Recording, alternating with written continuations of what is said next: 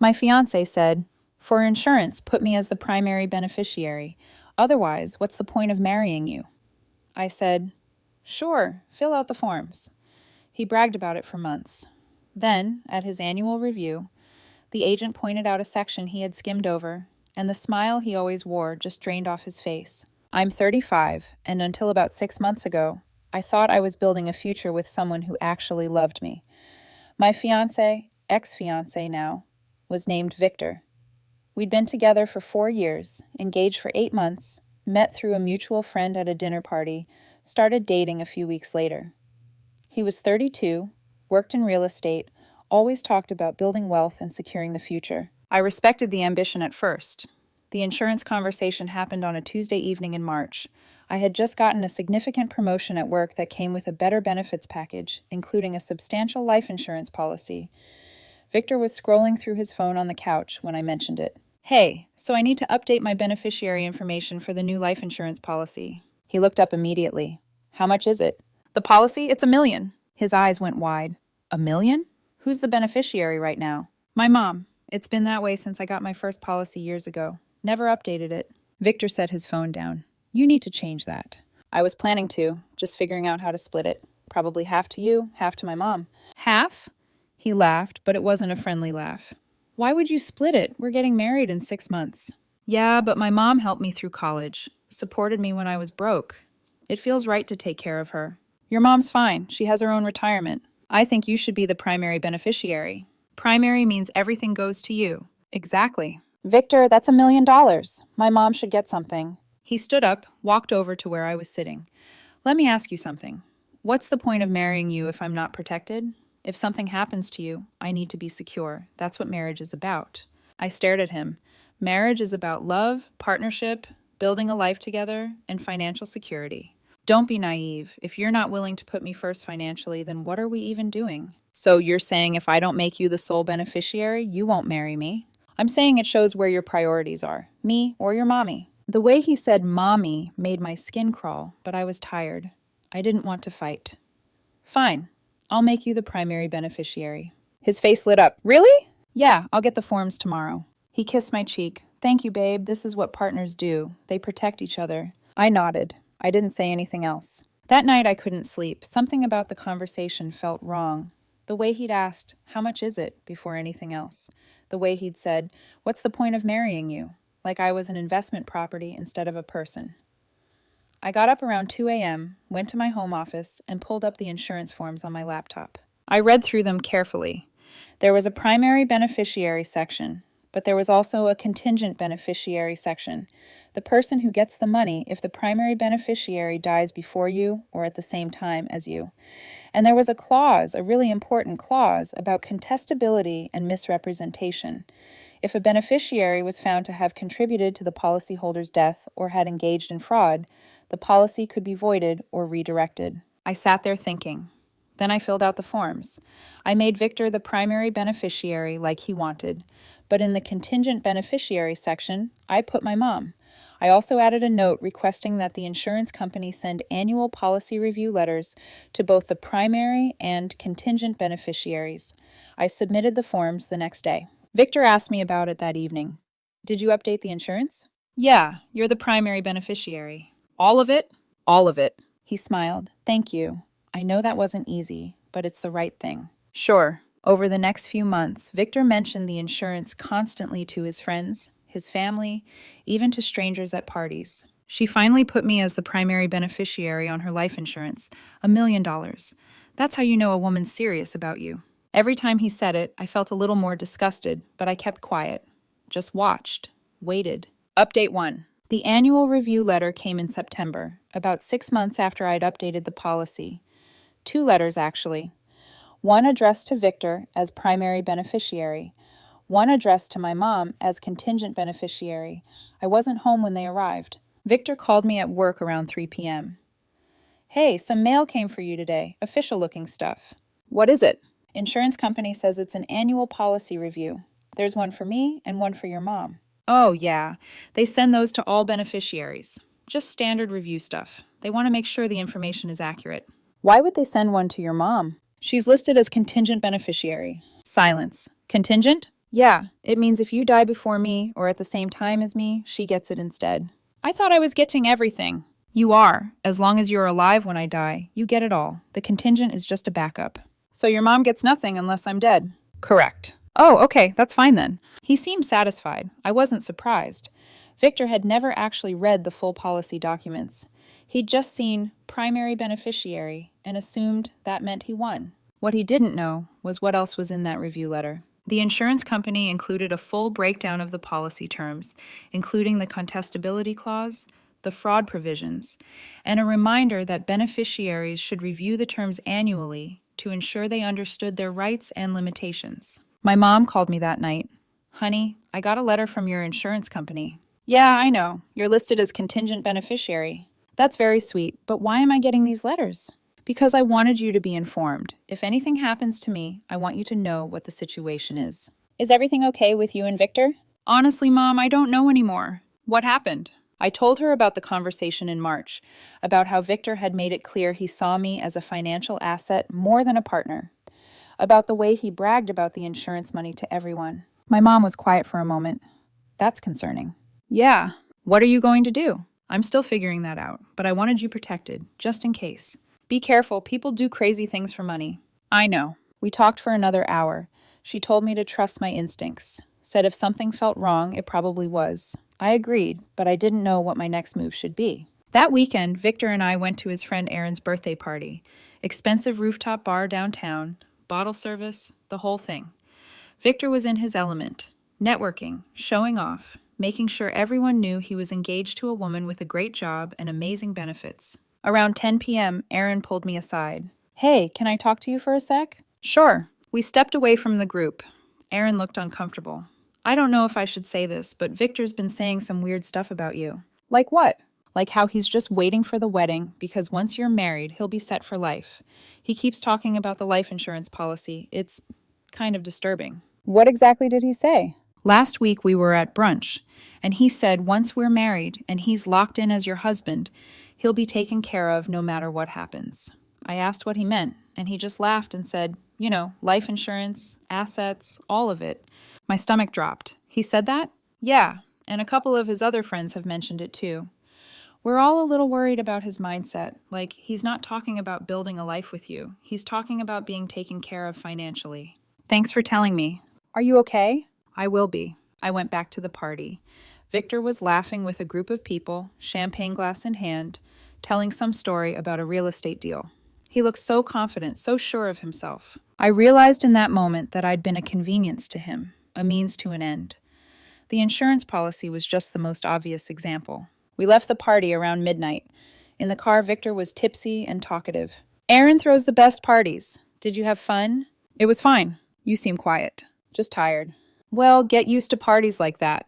Once we're married and we combine our incomes and assets, we'll be throwing our own events, building our network. Our network or your network? What's the difference? We're a team. I didn't respond. I just drove home in silence. October came, and Victor started ramping up wedding planning. We'd set a date for April, about 6 months away. He was focused on the guest list, the venue, the photographer, all the surface level stuff. But whenever I tried to talk about our actual future, where we'd live long term, if we wanted kids, how we'd handle finances as a married couple, he brushed it off. We'll figure that out after the wedding. Right now, I just want to focus on making sure the day is perfect. Perfect for Instagram. I realized that's what he cared about. The image, the aesthetic, not the substance. One night in mid-October, I was in the home office working late when Victor came in. Hey, he said, leaning against the doorframe. I was thinking, you should increase your life insurance policy. I looked up from my laptop. Why? Because $1 million isn't that much anymore, especially with inflation. You should bump it up to $2 million, maybe $3 million. That would cost a lot more in premiums. But it's an investment in our future, in my security. Your security or our security? Same thing? It's really not. He crossed his arms.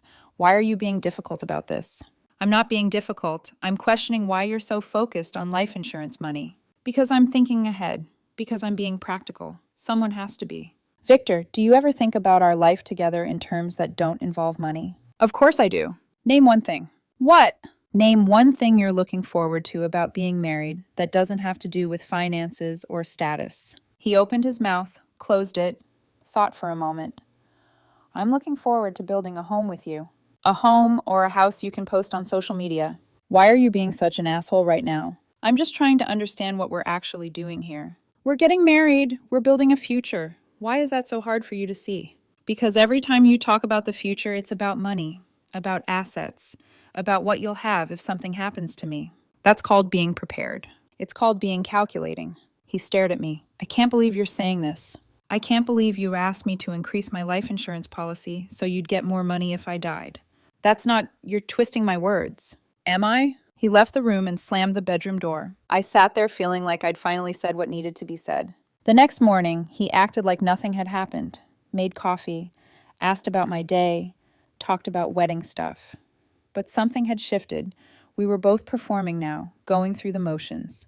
November arrived. This annual policy review was due.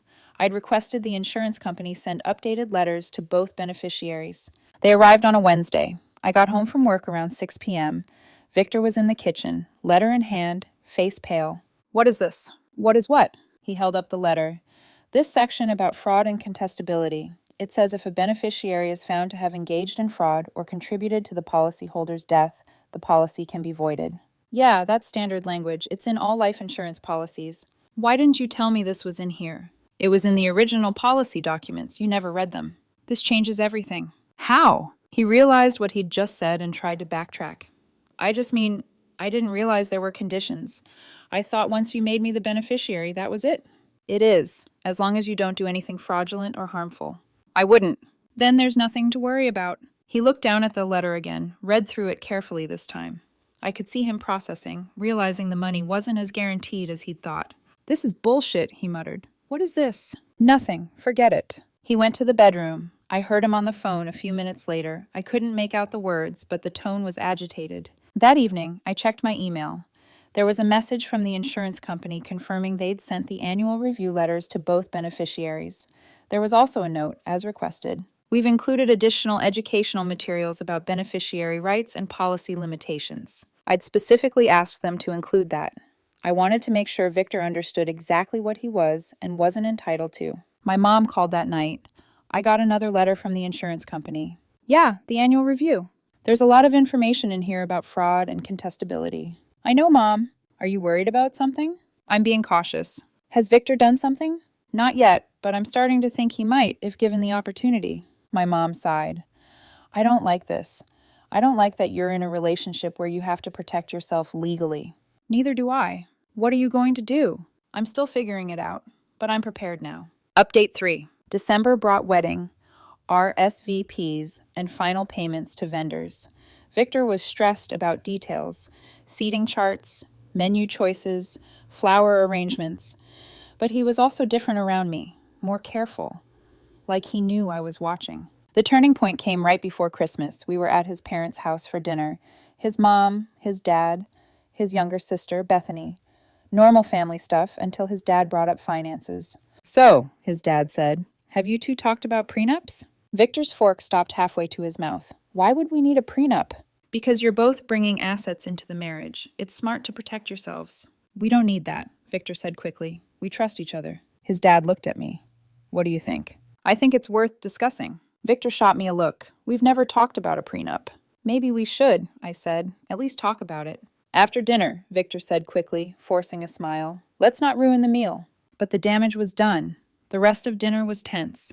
Victor barely spoke. When we left, he was silent the entire drive home. Inside the apartment, he exploded. A prenup? Are you serious? Your dad brought it up, not me. But you agreed. After everything we've talked about, you want to protect your assets from me. I want to make sure we're both protected. I don't have anything to protect. You're the one with the big salary and the life insurance and the investments. Exactly, which is why it makes sense to have clear terms. This is because of what I said about the insurance, isn't it? You think I'm some gold digger? I think we should have clear financial boundaries. I can't believe this. I've been planning our wedding, building our future, and you're treating me like I'm trying to steal from you. Are you? He froze. What? Are you trying to position yourself to benefit financially from me? How dare you? Answer the question, Victor. I love you, I want to marry you, but yes, I also want to be secure. Is that a crime? It's not a crime, I said quietly, but it's not love either. He stared at me. You really think that little of me? I think you've shown me who you are. The insurance conversation. The bragging. The focus on money over everything else. You're not subtle, Victor. Get out, he said. This is my apartment. Then I'll leave. He grabbed his purse and keys and walked out. I heard his car start, heard him drive away. I sat on the couch and finally felt something like relief. He came back 3 hours later, calmer, red-eyed. We need to talk. Okay. I don't want a prenup. If you insist on one, I don't think we should get married. Okay. Okay? He laughed. Not a real laugh. A shocked, bitter sound. You're breaking up with me? You just said if I want a prenup, we shouldn't get married. I want a prenup. I didn't mean it like that. I was trying to make a point. So was I. You can't do this. We have a wedding in 4 months. Everything's paid for. We'll lose the deposits. Better than a lifetime of this. Of what? Of you seeing me as a bank account instead of a person. He started crying. That's not fair. I do love you. Maybe you do, but you love the security more. That's not true. You told your friends you're just waiting until we're married, so you'll be set for life. You asked me to increase my life insurance policy. You made your entire identity about being engaged to someone with money. That's not love, that's strategy. He didn't deny it, he just cried harder. I'll stay at a hotel tonight, he said. You can pack your stuff tomorrow. Keep the ring. Sell it if you want, I don't care. Please don't do this. It's already done. I grabbed my keys and left. The next few weeks were a blur of canceling vendors, notifying guests, dealing with Victor's friends and family, calling me every name in the book. His mom left me a voicemail calling me cruel and heartless. His dad, surprisingly, sent a text. I understand. Take care of yourself. Victor moved out by New Year's, took his stuff, left his key on the counter, didn't say goodbye. I heard through mutual friends he was telling everyone I'd used him, wasted his time, led him on for years, just to humiliate him. The narrative flipped me into the villain. I didn't fight it. I didn't care enough to. In January, I got another letter from the insurance company. Annual review. This time, only one letter came, addressed to my mom, the primary beneficiary. I'd updated my policy in December, removed Victor entirely, and put my mom back where she belonged. My mom called when she got the letter. You changed it back. Yeah. How are you doing? Better, honestly. I'm glad you got out. Me too. February came. I heard Victor was dating someone new, some finance woman he met through work. Good for him. I hope he found what he was looking for. I updated my will too, made sure everything was clear. My lawyer asked if I wanted to add any specific language about future spouses. Yes, I said. Any future husband would need to sign a prenup. Any future life insurance beneficiary would be fully informed of all terms and conditions before being added. You've learned something, my lawyer said. Yeah, I learned people will show you who they are if you give them the chance. And sometimes who they are is someone who sees you as a financial opportunity instead of a human being. That's rough. It is, but at least I know now. Final update. It's been 4 months since the breakup. Life's good. Genuinely good. I'm dating someone new. Met him at a friend's game night. He's a teacher. Makes his own money. He laughed when I mentioned life insurance on our 3rd date. That's such a weird thing to bring up this early, he said. I just wanted to be transparent about the fact that I'm mortal. I'm aware, he said, smiling. I like that. Like that he didn't see me as a policy or an asset, just a person. Victor got engaged to the finance woman. I saw it on social media. Big ring, fancy proposal. All the same language he'd used with me about being set for life and securing the future. Some people never change. I kept the annual review letters. All of them. Filed them away in a folder labeled Lessons Learned. Sometimes I look at them and remember what it felt like to realize someone I loved saw me as a transaction. But mostly, I just feel grateful I got out. Grateful for the insurance company's detailed policy language. Grateful for the annual reviews that made Victor realize the money wasn't guaranteed. Grateful for my instincts that told me something was wrong even when I didn't want to believe it. The wedding would have been this month, April. Instead, I'm planning a trip with my mom and my new boyfriend. Somewhere warm. Somewhere I can actually relax without wondering if the person next to me is calculating my net worth. Edit 1. People keep asking if Victor ever figured out I intentionally included those policy details. Honestly, I don't think he did. He was too focused on the money to read the fine print until it was too late. That's the whole point. If he'd actually cared about understanding what he was signing up for, he would have read the documents from the start. But he didn't. He just saw primary beneficiary and $signs. Edit 2. Some comments are saying I should have just been direct and broken up with him instead of waiting. Fair point. But I needed to see for myself. Needed to know if my instincts were right or if I was being paranoid. The annual reviews gave me clarity. Sometimes you need proof before you can act. Edit 3. For anyone wondering, yes, my mom knows the whole story now. She thinks it's darkly funny that insurance paperwork exposed the truth. She also made me promise to never ignore red flags like that again. I won't.